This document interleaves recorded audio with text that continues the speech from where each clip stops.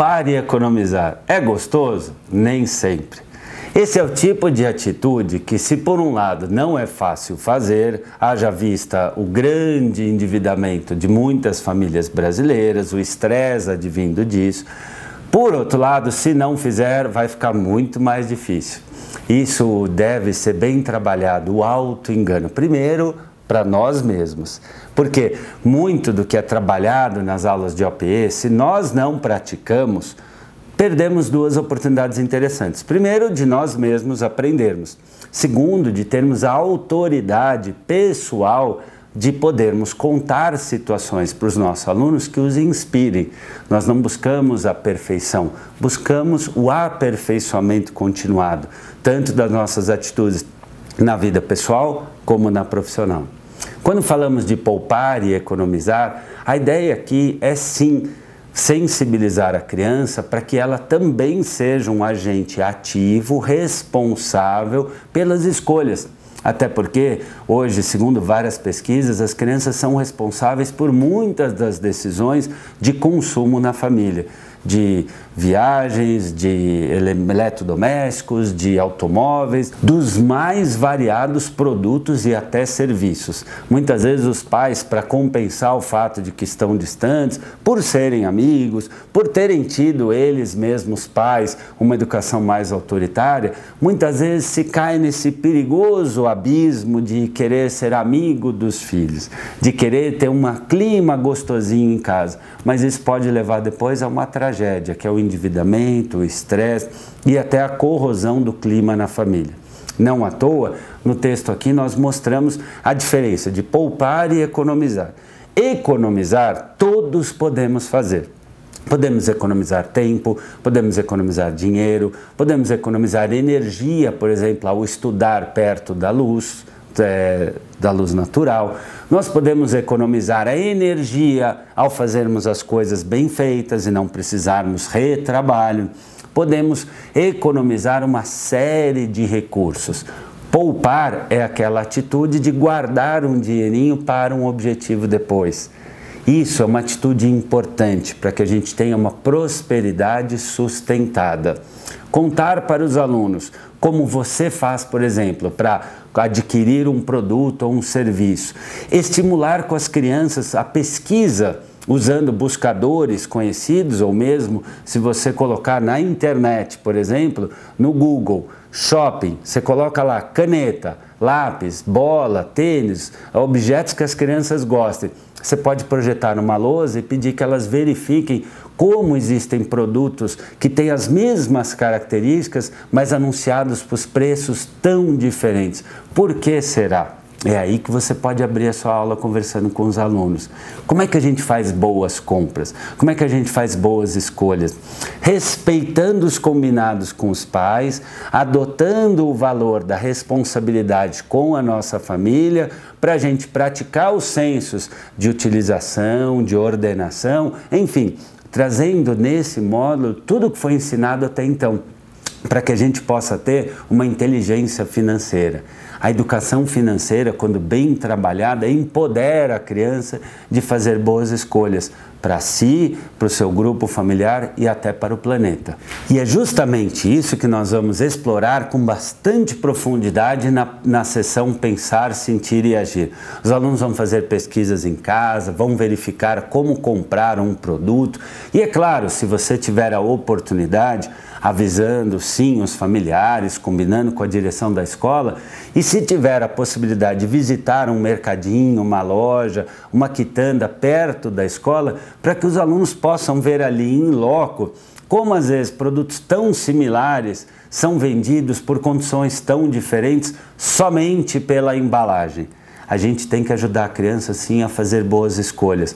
Há embalagens que até enganam os nossos sentidos, colocando ali algo muito grande, mas que metade é puro ar. Às vezes tem promoções nos supermercados, por exemplo, que diz ali, leve 3, pague 2, mas o preço de algo unitário vale mais a pena. Então a gente aprender a olhar para as coisas, a fazer boas escolhas, a comparar as nossas necessidades e as nossas reais possibilidades, tudo isso é praticado aqui. E é claro que construir cartazes, estimular que os alunos chamem os próprios familiares para aprender com eles e mesmo compartilhar esses conhecimentos com alunos de outras séries que talvez não tenham ainda tido acesso ao curso, tudo isso pode reforçar na prática aquilo que a gente está sensibilizando, a arte de fazer boas escolhas. O que é o dinheiro? Agora nós vamos explorar com os alunos, para reforçar essa habilidade de escolhas, o que é o dinheiro. Será que existe um único modo de representar valores? Não. Como você vê no livro, nós apresentamos para os alunos diferentes moedas, diferentes cédulas e até o conceito de bitcoins. Bitcoin é uma moeda de transação que é utilizada na internet. Além dela, existem outras representações. Existem, por exemplo, os bancos comunitários. Você pode ter, por exemplo, uma representação que um grupo social faz por meio de uma cédula, que só é utilizada, olha que interessante, naquele grupo. Então, por exemplo, um pedreiro faz um trabalho, ele recebe um dinheiro social. Esse dinheiro social é utilizado naquela comunidade, na quitanda, no supermercado, na loja de tinta e faz com que aquela comunidade prospere. No Brasil já há mais de 2.250 instituições que trabalham com dinheiro social. Estimular então que a criança veja a variedade de manifestações e de possibilidades de meios de troca é muito interessante. Porque há 10 anos atrás praticamente não se falava de bitcoins. Hoje já se fala que são moedas de transação que até é difícil para a gente entender, não é?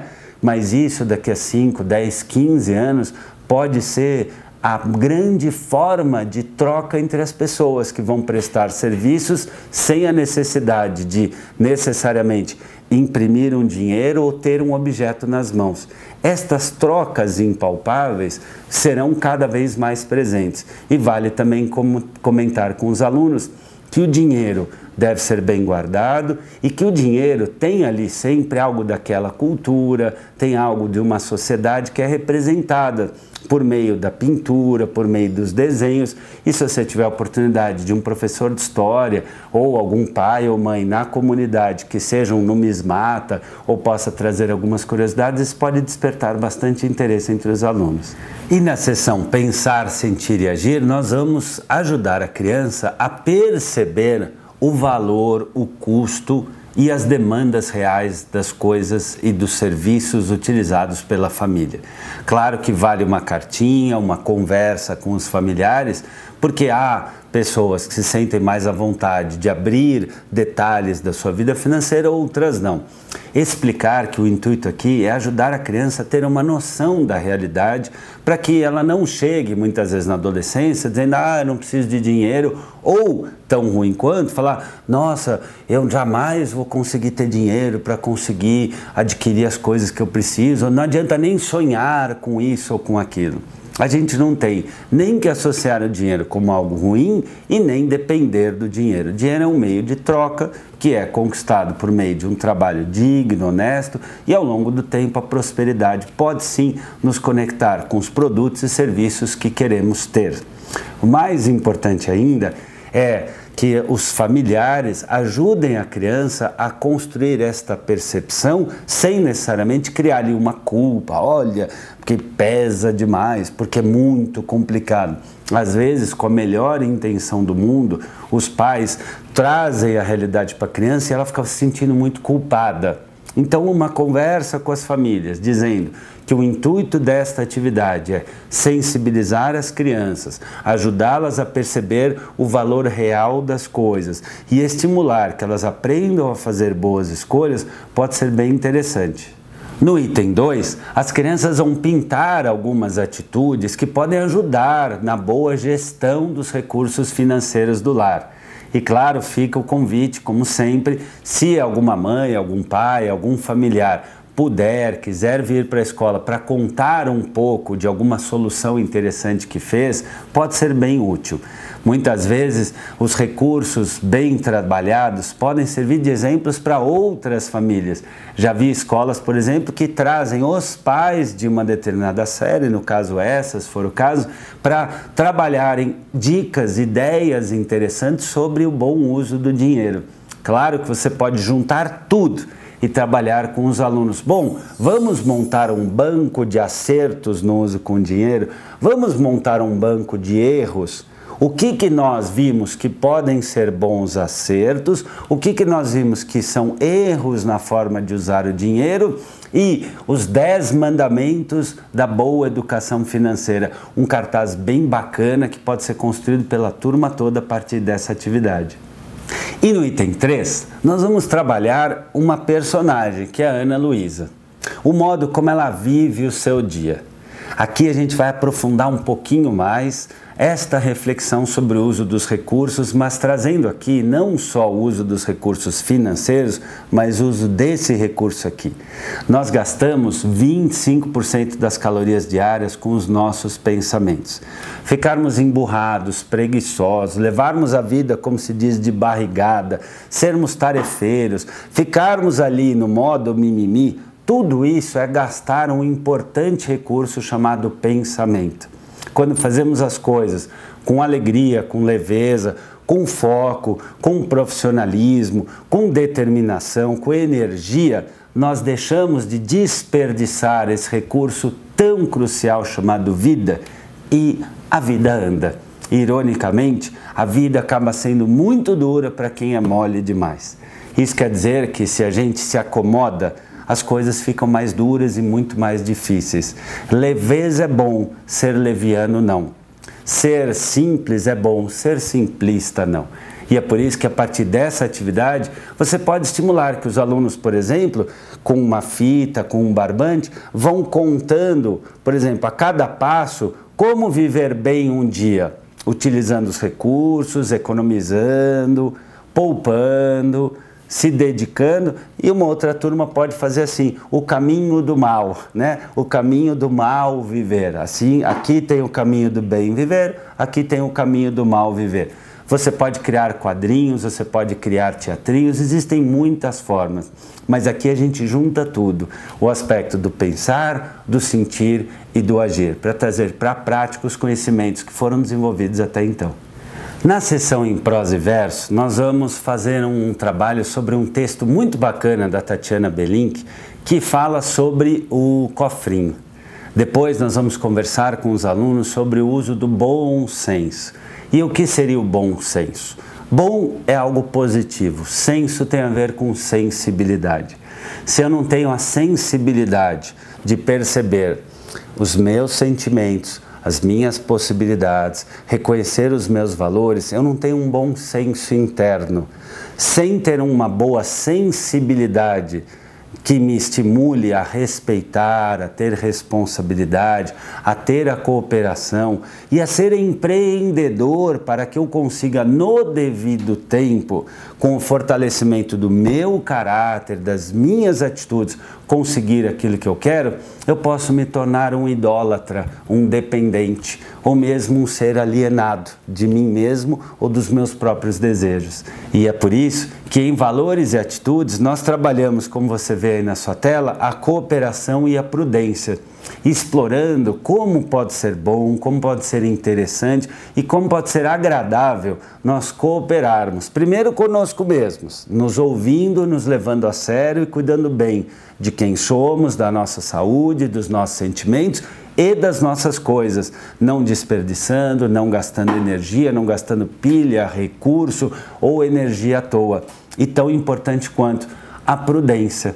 A prudência, que é o bom uso dos sinais da vida que nos indicam até onde e como podemos ir, até onde e como podemos experimentar, até onde e como podemos arriscar. Pessoas prudentes são pessoas que se prezam, que têm uma boa autoestima e que gostam de viver e se manter em segurança. No diário de bordo vamos trabalhar a diferença entre caro e barato. Claro que isso pode variar muito de escola para escola, de turma para turma, mas Caro é aquilo que é desnecessário ou aquilo que eu não posso adquirir hoje. Barato é aquilo que eu posso ter acesso. Nem tudo que é barato eu preciso, nem tudo que é caro é desnecessário.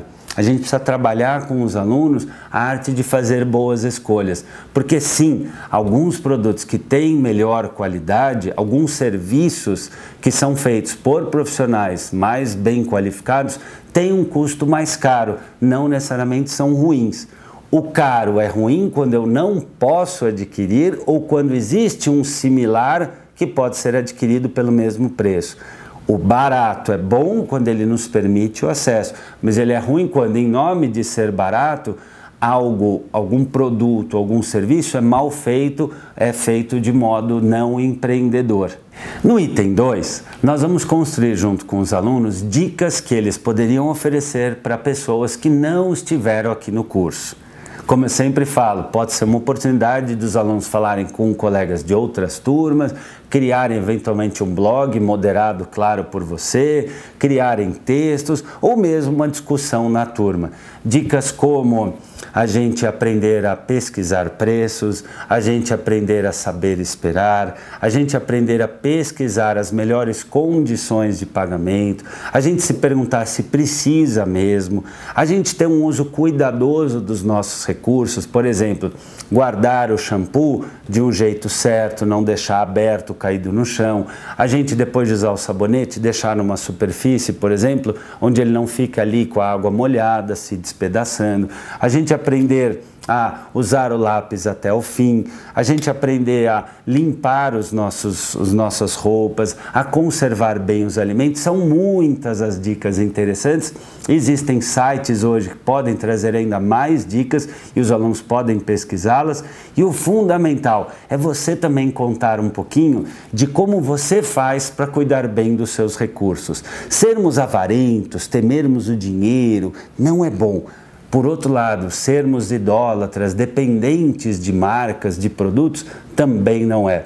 Uma relação saudável com o dinheiro, com a prosperidade, buscarmos sim conforto, segurança e bem-estar, é o que nós queremos com a educação financeira. Afinal, o que é a felicidade? O dinheiro traz felicidade? Pode trazer conforto, pode trazer segurança, mas e se nós não temos dinheiro? E se nós ainda não podemos adquirir algo, o que nós podemos fazer por nós para vivermos mais felizes? Eu deixo aqui uma sugestão de construir, por exemplo, você pode pensar num cesto com os alunos e eles recortam de revistas, por exemplo, imagens, palavras que falem de felicidade. Você pode pedir que em pequenos grupos eles digam como a gente pode ser mais feliz sem precisar gastar nada. Existem tantas coisas que valem muito e não custam nada. Um abraço, um sorriso, escutar uma boa música, orar, aprender a ficarmos em silêncio, apenas respirando em paz, fazermos as coisas bem feitas, com boa vontade, praticarmos um esporte, visitarmos alguém, ajudarmos uma outra pessoa, sentirmos o vento batendo no rosto. Existem tantas coisas que são tão gostosas que, se forem estimuladas, podem permitir o nosso aluno desenvolver o tão importante bom senso, que é o bom uso da nossa sensibilidade para enriquecer a nossa vida interior e, tão ou mais importante, o mundo à nossa volta. Eu lhe desejo um ano, um curso, uma convivência muito rica espiritualmente para você e para toda a sua turma.